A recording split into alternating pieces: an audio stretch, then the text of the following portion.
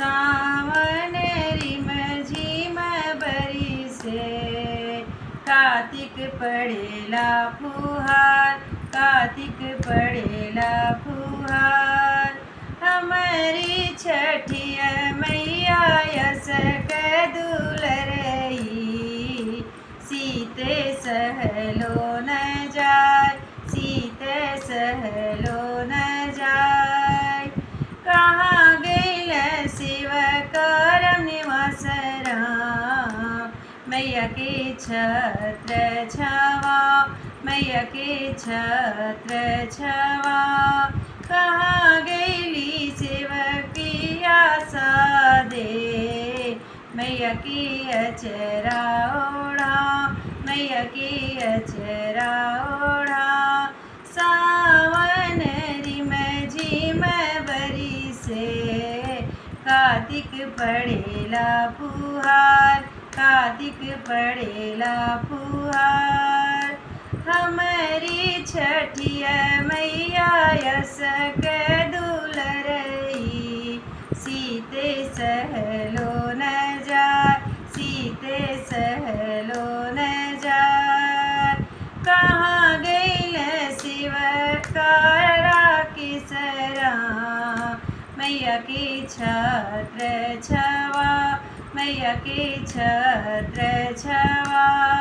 कहाँ गइली शिवैक कुसुम दे, मैया की अचरा ओढ़ा, मैया की अचरा ओढ़ा। सावन रिम झिम बरिसे कार्तिक पड़ेला फुहार, कार्तिक पड़ेला फुहार। हमारी छठिया मैया यस के कुंवारी, सीते सहलो न जाय, सीते सहलो न जाय। कहाँ गइल शिव का दूधनाथ राम, मैया की छत्र छवा, मैया की छत्र छवा। कहाँ गइली शिवैक मिथिलेश दे, मैया की अचरा ओढ़ा, मैया की अचरा ओढ़ा। सावन रिम झिम बरिसे कार्तिक पड़ेला फुहार, कार्तिक पड़ेला फुहार।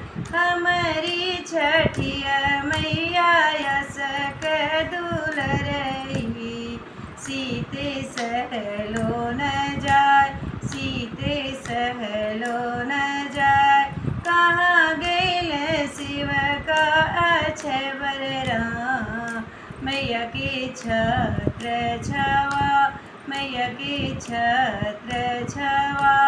कहाँ गइली शिवैक सरिता दे, मैया के अचरा ओढ़ा। सावन रिम झिम बरिसे कार्तिक पड़ेला फुहार, कार्तिक पड़ेला फुहार।